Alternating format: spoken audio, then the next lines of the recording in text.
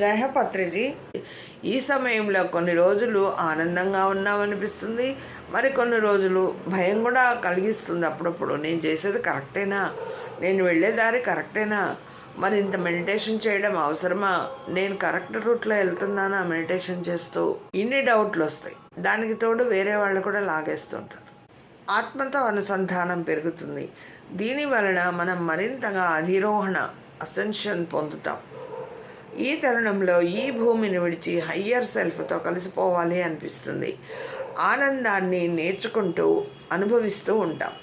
ఈ స్థితిని గ్రహంపై ఉన్న అందరికీ అనుభవంలోకి తీసుకురావాలి అనిపిస్తుంది. మనం ఒకరమే కాదు, మన కుటుంబంలో వాళ్ళు, సమాజంలో వాళ్ళు, ఇంకా చాలామందికి మనకు తెలిసిన ధ్యానాన్ని, జ్ఞానాన్ని, ఈ మనకు ఏవైతే మార్పులు జరుగుతున్నాయో వాటన్నిటినీ, మన జ్ఞానాన్ని అందింపజేయాలనిపిస్తుంది.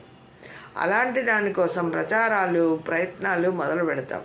ఈ పురోగమన దశ వల్ల మనం తీసుకునే ఆహారంలో మరింత మార్పులు సంభవిస్తాయి. శరీరం సాత్విక ఆహారాన్నే కోరుకుంటుంది. మాంసం, మద్యం, చక్కెర, కెమికల్ ఫుడ్ శరీరానికి హాని కలిగిస్తూ శరీరాన్ని అసెన్షన్ వైపు వెళ్లకుండా చేస్తుంది. కాబట్టి మనం ఇవన్నీ నిషేధించాం.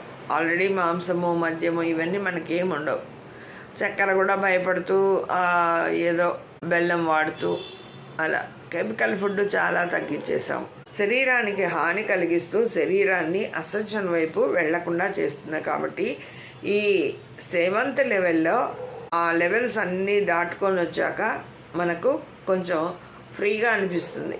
మంచి ఫ్రెండ్స్ వస్తారు, మన హృదయం ప్రేమమయంగా మారుతుంది, మనమే ఆత్మ పరమాత్మ అని తెలుసుకుంటాం. ఇంకా చెప్పాలంటే మనం బుద్ధత్వంలో కూడా ఉంటాం. అరిషడ్ వర్గాలని వదిలేస్తాం. షార్ట్ టెంపర్స్ అవన్నీ ఏముండవు. మళ్ళీ 8th లెవెల్ వాటి గురించి 8th, 9th, 10th, 11, 12 ఇంకా 5 ఉన్నాయి. టు బీ కంటిన్యూడ్ ఇంకా ఉంది. చెప్పుకుందాం, జ్ఞానాన్ని తెలుసుకుందాం.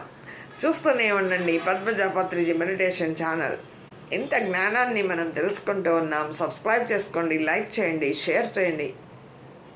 ఆధ్యాత్మికంగా ఉన్న స్థితి నుంచి ఉన్నత స్థితికి ఎదుగుదాం. Thank you.